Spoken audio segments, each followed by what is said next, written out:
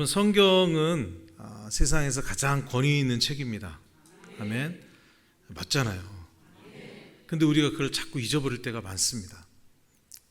더 뭔가 괜찮은 책들이 있는 것 같고 우리의 눈이 생각이 거기에 이렇게 말려들 때가 있어요.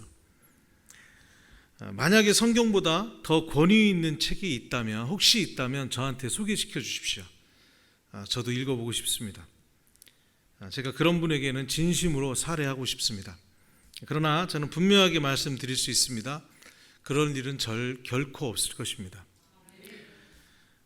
서양에서 성경을 제외하고 가장 오래되고 또 사본이 많은 사본학이라는 그 계열에서 성경을 빼고 가장 권위 있는 책으로 꼽는 것이 길가메시 서사시라는 것과 일리아드 오디세이라는 책입니다.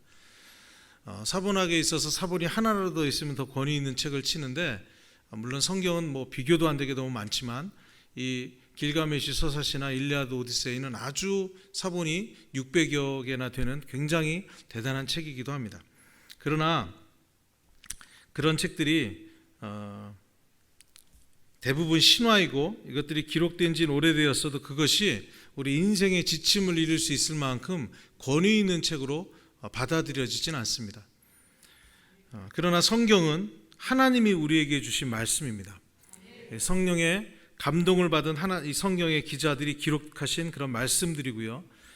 그 중에서도 말씀이 육신이 되어서 하나님이 인간이 되어서 오신 이 예수 그리스도께서 하신 말씀들은 우리가 집중을 해야 되고 그 말씀을 들어야 됩니다. 하나님 앞에 나아가고 성령의 인도하심을 기대하고 우리가 그 말씀을 읽어 나아갈 때 하나님의 음성으로 이 말씀들이 들리게 되는 줄로 믿습니다. 구약과 신약의 모든 말씀들은 그렇게 모두 우리 주 예수 그리스도를 통해서 살펴지고 해석되어져야 합니다. 그렇지 않으면 하나님의 말씀이 왜곡되어질 소지가 늘 있습니다. 특별히 유대인들은 예수님 없이 구약을 해석하기 때문에 굉장히 풍성한 그런 해석을 하는 것처럼 보이지만 사실은 잘못된 해석을 따르게 되고 있습니다. 구약의 율법서와 역사서 그리고 선지자들의 모든 글들, 이건 예수님께서 말씀하시듯이 예수님에 대해서 기록된 것이고 예수님을 통해서 이 말씀들이 해석되어져야 됩니다. 특별히 예수님은 그렇기 때문에 이 부활하시고 승천하시기 전까지 11번가량 제자들에게 나타나셨고, 그때마다 예수님은 제자들에게 예수님 자신에 대해서 구약의 말씀과 어떻게 예수님이 풀어지는지를 우리에게 설명해 주셨습니다. 그렇게 하심으로 결국 성경의 모든 말씀이 예수 그리스도에 대해서 증명할 뿐만 아니라 성경 전체가 예수님을 통해서 해석되어져야 된다는 것을 알려주셨습니다. 그래서 예수님을 만난 제자들은 시간이 갈수록 예수님이 누군지를 알게 되었고요, 급진적이기까지 했던 예수님의 말씀을 듣고 자신의 인생을 드리기까지 되었던 것입니다. 성경에서 지적하고 있는 우리 인생의 가장 핵심적인 문제는 우리 인생의 목적이 무엇이냐 하는 겁니다. 나 자신의 만족을 위한 것이 우리 인생의 목적이 아니라는 것을 성경은 분명하게 말씀하고 있습니다. 성경은 우리 인생의 목적이 뭐냐? 우리 인생의 목적은 참된 주인을 찾는 것에 있다. 이것을 성경에서는 우리에게 가르쳐주고 있습니다. 우리가 알건 모르건요, 돈을 목적으로 살게 되면 돈의 노예가 됩니다. 또 쾌락을 누리겠다는 목적으로 살게 되면 쾌락의 노예가 됩니다. 권력을 소유하겠다라는 이 목적으로 살면 권력의 노예가 됩니다. 그 목적이라는 것이 저와 여러분들을 노예로 삼아 버린다라는 것입니다. 그러나 예수 그리스도를 목적으로 살게 되면 예수 그리스도의 노예가 됩니다. 그런데 이게 다른 것이 뭐냐? 예수 그리스도는 우리를 종이 아닌 친구로 부르신다라는 거예요. 그리고 하나님은 우리를 하나님의 아들로, 하나님의 딸들로 여겨 주신다라는 것이 다른 것입니다. 그래서 우리가 예수 그리스도를 목적으로 살면 예수님을 닮게 됩니다. 그리고 예수님을 닮는 삶을 살게 되면 신의 성품에 동참하게 돼요. 그래서 사람들을 미워하고 원망하고 시기하고 질투하던 내가 어느 순간 사랑하고 축복하고 온유한 존재로 변화되어지고 바뀌게 되는 것이 놀라운 일입니다. 우리는 그렇게 얘기하잖아요. 사람 안 바뀌어. 맞아요. 사람 바뀌지 않습니다. 그러나 하나님 안에서는 이게 가능한 거예요. 이게 신비입니다. 신비. 하나님의 말씀이 정말로 들어가서 그 사람을 움직이기 시작하면 사람 바뀝니다. 우린 그것을 실제로 보게 될 것이고 보고 있고 믿는 것, 이게 우리의 진짜 믿음 아닙니까? 그렇게 신의 성품에 동참하는 삶을 살게 되면 하나님의 형상을 이제 온전히 회복하게 되는 거예요. 우리가 예수 믿자마자 하나님의 형상이 완전히 다 우리 안에서 회복되는 것이 아니라 하나님의 말씀을 따라 살아가면서 조금씩 변화되어 가는 가운데 예수님을 닮아갈 때 그때 하나님의 형상이 온전히 회복되어지는 것입니다. 부족한 우리가 진짜로 하나님의 형상을 회복하고 하나님의 아들, 하나님의 딸이 되어 신적인 존재가 된다, 이 말씀이에요. 이건 문자적인 게 아니고요, 우리의 존재가 그렇게 고귀하게 바뀐다라는 거예요. 여러분, 마크 트웨인이 쓴 왕자와 거지라는 거 우리가 잘 알잖아요. 재밌잖아요. 왕자는 거지 옷을 입었어도 왕자였어요. 거지는 왕자 옷을 입었어도 거지였어요. 우리가 하나님의 형상을 회복하게 되면 이 땅에서 어떠한 모습으로 상황이 바뀌지 않을지라도 우리 안에서 흘러나오는 것은 하나님의 자녀로서의 품격이 흘러나오게 되는 것입니다. 하나님이 원하시는 건 그거예요. 우리가 예수님을 믿고 그냥 세상 사람들이랑 똑같이 아웅다웅하면서 사는 것이 아니라 우리의 존재가 변화되어지고 고귀한 존재가 되어서 하나님의 자녀로서의 품격이 흘러나오도록 되는 것, 이 죄 많은 세상 속에서도 하나님을 닮아가는 하나님의 형상이 회복되어진 존재가 되는 것, 이것이 하나님께서 우리에게 원하시는 것입니다. 세상에서 말하는 수많은 이 구도의 방법과는 전혀 다른 이야기를 하고 있습니다. 내 인생을 내가 책임져야지 무슨 소리야, 이렇게 얘기할 수 있습니다. 네가 이 땅에서 잘 돼야 의미가 있는 것이, 네가 예수의 노예가 되면 예수는 좋겠지만 너는 뭐가 의미가 있는데, 이런 이야기를 들을 수 있습니다. 그러나 성경은 그런 방법이 잘못된 것이다 라고 분명히 말하고 있습니다. 우리의 인생의 주인은 우리 자신이 아니라 예수 그리스도이기 때문입니다. 오늘날 우리 기독교가 허약해진 이유는 바로 우리 주인이신 예수님이 누구인지를 잘 모른다는 데 있다고 저는 생각을 합니다. 그래서 예수님을 믿지 못하고, 그래서 예수님께 온전한 순종을 드리지 못하게 되었다라는 거예요. 오늘 우리가 읽은 본문에서 예수님은 여우도 굴이 있고 공중에 새도 집이 있지만 인자는 머리 둘 곳이 없다 말씀하셨습니다. 그분이 우리 주인이 맞으신다면, 우리 주님도 머리 둘 곳이 없는 삶을 사셨는데 그분의 종인 우리들은 너무 편하고 너무 개념 없이 사는 거 아닌가, 이런 생각을 하게 됩니다. 제가 20여 년 만에 그 한국에서 이렇게 오랜 시간 동안 한국에 있어 본 적이 없었어요. 그 한국에서 와서 미얀마에서 처음에 2주 동안 자가격리를 하는데, 자가격리를 하면서 전에 없이 이 시간을 때워야 되기 때문에 TV를 많이 봤어요.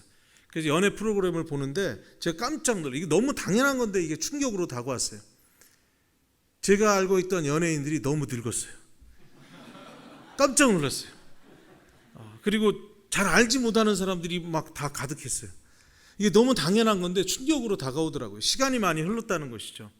그러니까 선교사들이 본국에 와서 문화의 역충격을 받는다는 것을 제가 받고 있더라고요. 그리고 하나님의 은혜로 이번에 제가 보통 지금 지나간 20여 년 동안 한국에 오면 길어야 한 3주, 한 달, 짧으면 일주일 이렇게 있다 금방 가기 때문에 이렇게 돌아다녀 볼 기회가 없었습니다. 근데 이번에는 곳곳을 다녀보면서 한국이 너무 잘 사는 거예요. 너무 기가 막혀요. 중국에 있을 때는 그래도 중국도 많이 발전했기 때문에 그 발전의 과정을 봤기 때문에 그렇게까지는 몰랐어요. 근데 미얀마에 있어 보니까 너무 차이가 큰 게 보이는 거예요. 미얀마는 길이 터널이 없어요. 터널이. 그러니까 어디를 가려면 다 산을 뺑뺑뺑뺑 돌고 다녀야 돼요. 근데 우리나라는 어딜 가도 터널로 뻥뻥 뚫려 있고 길이 너무 잘 나 있는 거예요. 어딜 가도. 참 그것만 봐도 저는 정말 경이롭다 이렇게 생각을 하는데, 이게 촌놈이라고 생각할지 모르겠어요. 근데 정말 그렇게 돼요. 하나님의 은혜로 우리나라가 이렇게까지 잘 살게 되는 것에 대해서 정말 계속 날마다 묵상하게 되고 너무 감사하게 됩니다. 감격하게 됩니다. 그런데 그러다 보니까 우리나라 사람들이 지금 뭐 G7은 아니지만 거의 G8에 가까워 왔고 우리나라의 위상이 얼마나 높아졌는지 이걸 우리는 자랑하고 기뻐하는 가운데 빼먹고 있는 게 우리가 너무 편한 것을 찾게 되고 있고 너무 세상적인 것들을 함께 소유하고자 하는 것은 아닌가, 이 생각을 우리가 까먹는 것은 아닌가 생각을 하게 됩니다. 여러분, 기독교는 철저하게 소유의 종교가 아닙니다. 기독교는 존재의 종교예요. 얼마나 많이 소유했고 얼마나 많은 업적을 이루었느냐, 이게 하나님 보시는 것이 아니라 우리가 어떤 존재가 되느냐, 얼마나 예수님을 닮아가게 되었느냐, 이게 우리가 심판받고 우리가 판단받는 근거가 되는 거라는 것입니다. 이 땅이 다가 아니기 때문에 그렇습니다. 그래서 주님께서 인자가 머리 들 곳이 없다라고 하시면서 역설적으로 나를 따르라 하시는 거예요. 스승님이 머리 들 곳도 없어요. 그 얘기는 정말 비참하게 사신다는 거죠. 그런데 나를 따르라는 얘기를 함부로 하실 수 있다라는 거예요. 그것만이 우리가 예수님을 닮는 방법이고 그 외에는 우리가 주님을 닮을 대안이 없기 때문입니다. 우리가 주님을 닮을 수 있는 방법은 주님을 그대로 따르는 거예요. 예수님은 수많은 인파가 예수님을 따르겠다고 밀려들 때마다 말씀하시곤 했습니다. 너희가 인자의 살을 먹지 아니하고 또 인자의 피를 마시지 아니하면 너희 속에 생명이 없다. 아마 그 이야기를 하실 때 제자들이 살펴봤을 거예요. 예수님이 그런 얘기하면 제자들이 우르르 물려왔다가 또 우수수 다 떠나가는 거예요. 그걸 보면서 제자들이 예수님께 이렇게 대답했을지 모릅니다. 주님, 제발 피타령 좀 그만하세요. 살을 먹어야 한다, 그런 얘기 자꾸 하시면 죽었다 깨나도 교회 성장은 물 건너간단 말입니다. 이렇게 제자들이 예수님께 말했을지도 모릅니다. 말씀이 끝날 즈음에 그 많던 군중들이 하나씩 둘씩 흩어지고 고작 12명만 남았을 뿐이었습니다.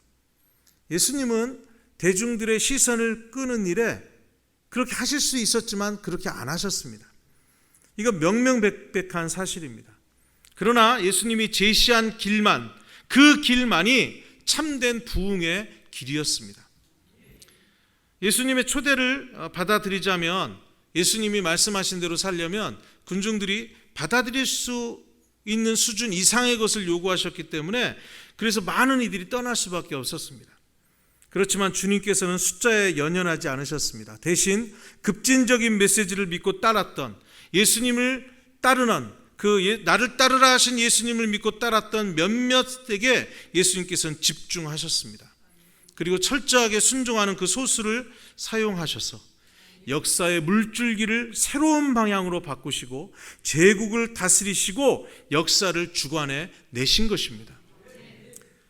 이러한 사정을 전제로 하면 우리에게는 두 가지의 중요한 질문이 기다리고 있습니다. 첫 번째는 좀 상대적으로 간단한 질문입니다. 예수님을 믿을 것이냐? 이 질문입니다. 진짜 예수님을 믿을 것이냐? 교인들이 다 도망갈 만큼 과격한 말씀을 하셔도 우리가 군말 없이 예수님을 믿고 따를 것이냐? 정말 다시 한번 생각을 해봐야 됩니다. 예수님 진짜 믿는 게 뭐지? 우리는 계속 날마다 한번 물어봐야 돼요. 나는 진짜 예수님을 믿고 따르고 있나?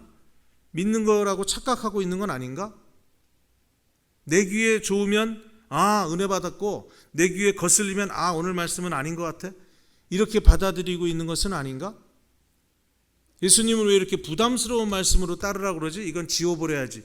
이런 마음이 혹시 우리 안에 올라오는 것은 아닌지요? 두 번째는 조금 더 까다로운 질문입니다. 두 번째 질문은 예수님께 순종할 것인가 라는 거예요. 저 개인적으로는 주님의 말씀을 한 귀로 듣고 한 귀로 흘러버리는 상황이 사실은 가장 겁납니다. 말씀을 읽고 어느 정도 말씀을 이해하고 깨달은 다음부터는 하나님의 말씀이 나한테 주었는데 내가 하나님의 말씀을 듣는 척하며 순종하지 않고 있는 저의 모습이 발견될 때마다 참 두렵기도 하고 그러고 싶지 않습니다. 한마디로 예수님과 동시대에 살며 그분을 직접 만났던 대다수의 군중들이 보였던 그런 반응, 예수님의 말씀을 듣지만 듣기 싫으니까 떠나버렸던, 자기 길로 갔던 그런 군중들의 모습이 제 안에 투영될 때 제가 가장 두렵기도 하고 원치 않는 그런 모습이라고 생각을 합니다. 저는 중국에서 20여 년 사역을 하고 북경 한인교회라는 교회에서 18여 년 부교육자 생활한 다음에 캠퍼스에서 유학생들 중심의 교회에서 2년 반 정도 단독 목회를 경험을 해봤습니다. 그 정들었던 교회에서 떠날 때 갑자기 떠나게 되는 바람에 굉장히 마음이 좀 쉽진 않았어요. 그렇지만 하나님의 인도하심을 믿고 새로운 교회에 가서 열심히 사역을 했습니다.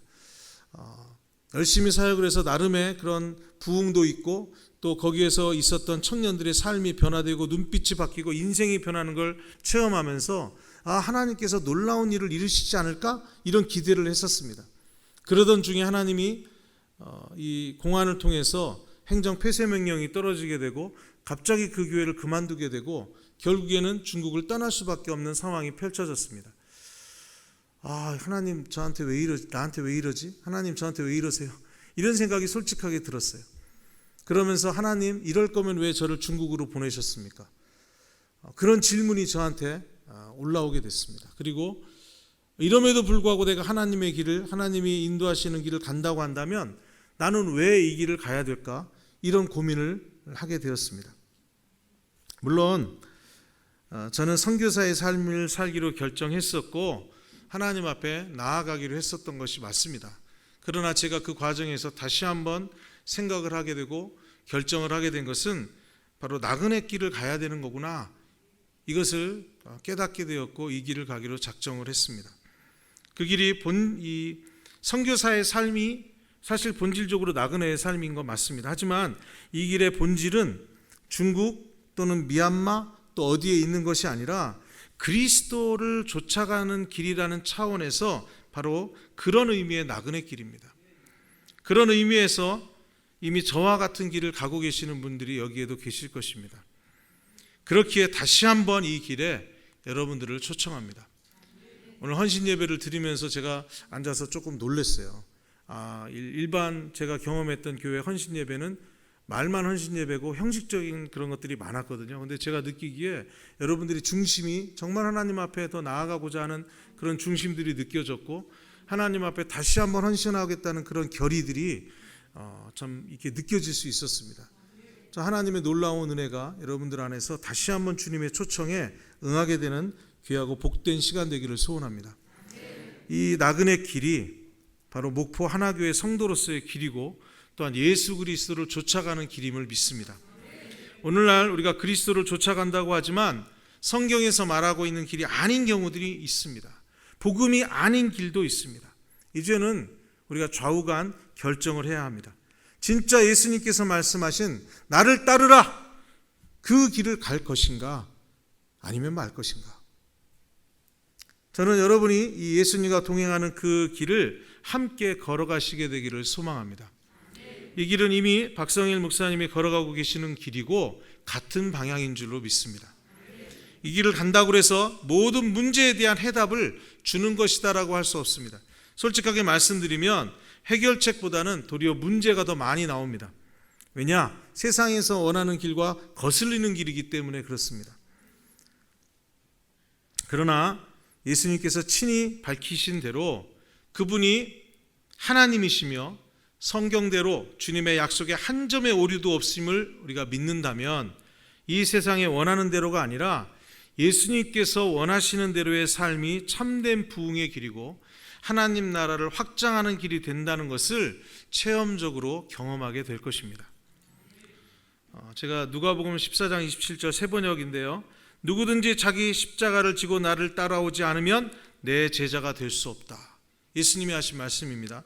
또 누가복음 14장 33절 너희 가운데서 누구라도 자기 소유를 다 버리지 않으면 내 제자가 될 수 없다. 예수님 굉장히 부담스러운 말씀을 많이 하셨어요. 그런데 그게 진짜 참된 길입니다. 나치가 득세했던 그 사회 속에서 그리스도를 따르기 위해서 몸부림쳤던 독일의 신학자 디트리트 본회퍼가 대표적인 책인 저서인 나를 따르라라는 책에서 그리스도인이라면 너나 없이 경험하게 되는 첫 번째 부르심은 세상을 향한 집착을 버리라는 명령이다, 이렇게 말씀하고 있습니다. 굉장한 가르침이에요. 그렇기에 우리가 예수님을 믿고 따른다라고 할 때 결정해야 될 사항이 있습니다. 첫 번째는 처음부터 마음을 단단히 먹고 예수님이 말씀하신 것은 무엇이든 믿기로 헌신해야 한다 하는 겁니다. 주님 앞에서 주님 일단 말씀해 보세요. 제가 들어보고 괜찮다 싶으면 따라 드릴게요. 이건요, 나를 따르라라고 말씀하신 예수님의 길을 가고자 하는 이의 모습이 될 수 없습니다. 이런 식으로 접근하는 것은 주님이 하신 말씀을 결코 따르고자 하는 얘기가 아니고 심지어는 주님의 말씀을 들을 수도 없는 자세입니다. 우리는 주님이 말씀을 하시기도 전에 네, 아멘 이렇게 할 수 있는 태도와 자세를 갖춰 나가야 될 것입니다. 그것이 우리를 사랑하시는 주님에 대한 신뢰의 표현인 것입니다. 두 번째는 말씀을 들은 뒤에는 사실은 무조건 순종해야 돼요. 이게 요즘처럼 이렇게 막 이성이 많이 강조되어지고 그러는 가운데 이런 얘기하면은 막 받아들이고 싶지 않을 수 있을 거예요. 그러나 성경에서는 분명히 말씀하고 있어요. 복음은 한번 생각해봐라 이렇게 말씀하지 않습니다. 복음은 선포예요. 복음은 순종을 요구하는 것입니다. 이 시대는 순종 그러면 거부감을 느끼는 그런 세대인데 사실은 성경은 순종을 얘기하고 있고 우리는 복종하는 것이 우리의 태도임을 말하고 있습니다. 복음은 나 중심이 아닌 내 가족과 이웃을 위한 희생과 헌신을 선택할 수밖에 없도록 우리를 이끌어 나갑니다. 그리고 그 과정에서 주님께서 역사하시는 은혜를 경험하게 됩니다. 그러므로 주님이 무엇이라고 말씀하시는가라고 우리는 물어야 되고 동시에 그러면 어떻게 할 것인가? 이 질문을 해야 됩니다. 앞으로의 기독교는 이제까지도 그랬지만 앞으로는 더 인간이 만들어낸 예수를 믿을 것인가? 아니면 있는 그대로의 예수님을 믿을 것인가? 이 싸움을 하게 될 것입니다. 아니 이미 그렇게 해왔고 그 싸움은 날마다 우리 안에서 그리고 우리의 문화 가운데에서 지금 벌어지고 있는 전쟁입니다. 이것이 특별히 우리가 지금 똑바로 살지 않으면 우리 다음 세대는 정말 감당하기 어려운 싸움으로 가게 될 것입니다. 오늘 우리가 읽은 이 62절 제목이기도 하죠. 오늘 설교에 예수께서 이르시되 손에 쟁기를 잡고 뒤를 돌아보는 자는 하나님 나라에 합당치 아니하니라 하시니라. 이 말씀에서 뒤를 돌아보는 자는 어떤 사람입니까? 뒤를 돌아보는 자. 뒤를 돌아보는 자는 하나님 나라에 합당한 자가 아니라고 말씀하고 있어요. 저는 이 뒤를 돌아보는 자가 제 판단으로 제 목소리로 표현해 보자면 본전 생각하는 사람이다라고 생각을 합니다. 내가 하나님께 뭔가를 했는데 그거에 대해서 뭔가 인정을 받지 못하거나 존중을 받지 못하거나 또는 이득을 받지 못하면 본전 생각을 하는 거예요. 그런 사람은 하나님 나라에 합당하지 않다라는 거예요. 교회에서 뭔가 섬겼는데 나를 안 알아줘? 그게 손에 쟁기를 잡고 뒤를 돌아보는 자예요. 내가 하나님께 이만큼 했는데 하나님 나한테 이만큼도 안 해주셔? 이게 이 땅에서 쟁기를 잡고 뒤를 돌아보는 자라는 거예요. 예수님은 머리 둘 곳이 없으셨습니다. 쉴 곳이 없는 삶을 사셨습니다. 예수님조차도 이 땅에 쉴 곳을 기대하지 않으시고 장차 임할 하나님 나라를 소망하며 사신 것입니다. 나의 주님, 우리의 주님이 그러한 삶을 사셨다면 저와 여러분은 어떻게 살아야 하겠습니까? 오늘 말씀은 다시 이 말씀을 읽게 된 우리들의 모습을 정신 차리게 만들고 있습니다. 저와 여러분은 머리 둘 곳이 없이 이 땅에서 사셨던 예수님의 종이에요. 종이 주인보다 더 낮게 사는 것이 마땅한 모습이 아니지 않습니까? 그렇기 때문에 공명심에 사로잡혀 사는 자가 아니라 진실로 주님이 원하시는 것을 간절히 소망하며 사는 주님의 종들이 되기를 축원합니다. 뒤를 돌아보는 자는 하나님 나라에 합당한 자가 아닙니다. 그건 예외가 없어요. 어떤 때는 그래도 되는 게 없어요. 그건 언제나 그렇다는 거예요. 언제나. 그렇기 때문에 발생하는 중요한 이 모순을 여러분들에게 언급을 하고 말씀을 드리고 오늘 말씀을 마무리하고자 합니다. 여러분, 복음 전도를 하지 않으면 복음적인 사람이 될 수 없습니다. 너무 맞죠? 말과 행실이 경건하지 않으면서 거룩한 하나님의 자녀가 될 수 없습니다. 주님께 복종하지 않으면서 좋은 종 될 수 없습니다. 성령을 의지하지 않으면서 성령의 열매를 기대할 수 없습니다. 성경을 하나님의 말씀으로 믿지 않으면서 진실로 성경적인 신자는 될 수 없습니다. 하늘의 보화를 쌓아놓지 않으면서 천국의 상급을 기대할 수 없습니다. 죽음을 두려워하면서 천국을 사모한다? 그럴 수 없습니다. 이 모순을 바르게 이해할 수 있어야 우리 믿음의 경주를 더 잘 달릴 수 있을 것입니다. 주님은 손에 쟁기를 잡고 뒤를 돌아보는 자는 하나님 나라에 합당하지 않다 말씀하셨습니다. 목포 하나교회 이 헌신예배, 여선교회 헌신예배에 나오신 여러분들, 특별히 교회에서 봉사하시는 분들, 본전 생각하면서 뒤를 돌아보지 마시기를 바랍니다. 이것이 손에 쟁기를 잡고 뒤로 돌아보는 자라는 것의 의미입니다. 여러분이 쫓아가는 예수 그리스도가 최선입니다. 그것으로 우리에겐 충분합니다. 그것 외에 우리 인생은 답이 없습니다. 그 예수님을 믿기로, 그리고 순종하기로 작정하시고 다시 시작하는, 이미 잘하고 계시지만 더 잘하게 되는 그런 저와 여러분들이 될 수 있기를 소원합니다. 그래서 여우도 굴이 있고 공중의 새도 집이 있지만 잠시 쉴 곳도 없는 분이신 것을, 그런 분을 주인으로 섬기며, 그래서 세상에 대해서 참 부끄러운 것이 아니라 도리어 담대히 세상을 향해서 호령하는 저와 여러분들이 되시기를 주님의 이름으로 축원합니다. 세상을 쫓아가며 세상의 좋은 것을 추구하는 가운데 비열하게 세상의 종이 되는 그런 삶이 아니라 예수님을 쫓아감으로 예수님의 종이 되어서 세상을 뛰어넘는 참된 신자가 되시기를, 그런 하나교회 모든 성도님들이 되시기를 우리 주님의 이름으로 축원합니다.